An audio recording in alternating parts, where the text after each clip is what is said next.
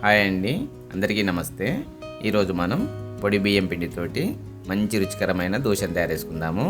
మనకు ప్రొద్దున్నే ఏదైనా టిఫిన్ తొందరగా మంచి రుచికరంగా కావాలనుకున్నప్పుడు బియ్యాన్ని రుబ్బే పని లేకుండా అప్పటికప్పుడే మస్తు తక్కువ టైంలో అల్కగా తొందరగా మంచి రుచికరంగా ఈ బియ్యం పిండితోటి దోశను తయారు చేసుకోవచ్చు. దీనిలో పెద్ద పని ఏముండదు, ఎవరైనా మస్తు అల్కగా తయారు చేసుకోవచ్చు. రుచి కూడా మస్తు మంచిగా ఉంటుంది.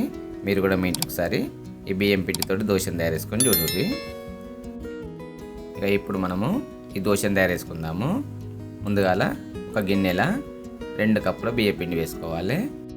అట్లనే సగం కప్పు గోధుమ రవ్వ వేసుకొని దీంట్లో కొన్ని నీళ్ళు పోసుకుంటా ఈ పిండిని మంచి పలసగా కలుపుకోవాలి.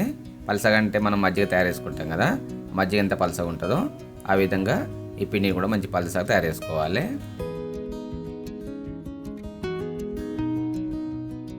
చూస్తున్నారు వీడియోలో పిండి అనేది మనకు మజ్జిగలాగా పలసగా అయింది, అట్లా ఉండాలి.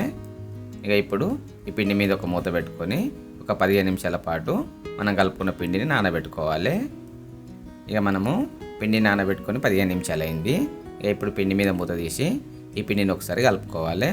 చూస్తున్నారు వీడియోలో మనకు పిండి బాగా గట్టిగా ఏం కాలేదు, బాగా పలసగా ఉంది, అట్లనే ఉండాలి.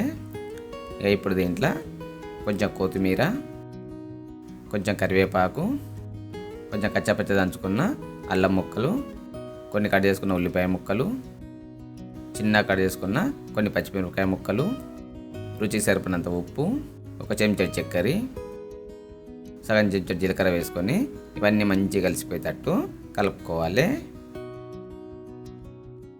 ఇవన్నిటిని కలుపుకున్నాం కదా, ఇప్పుడు దీన్ని కొద్దిసేపు పక్కన పెట్టుకుందాము.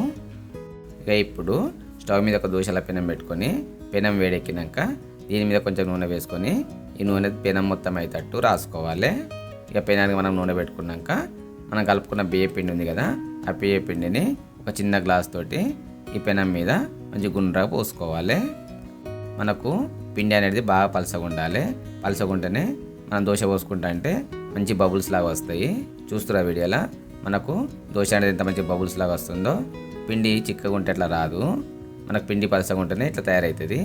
ఒకవేళ మీరు కలుపుకున్న పిండి గట్టిగా ఉంటే కొన్ని నీళ్ళు పోసుకొని కలుపుకోర్రి.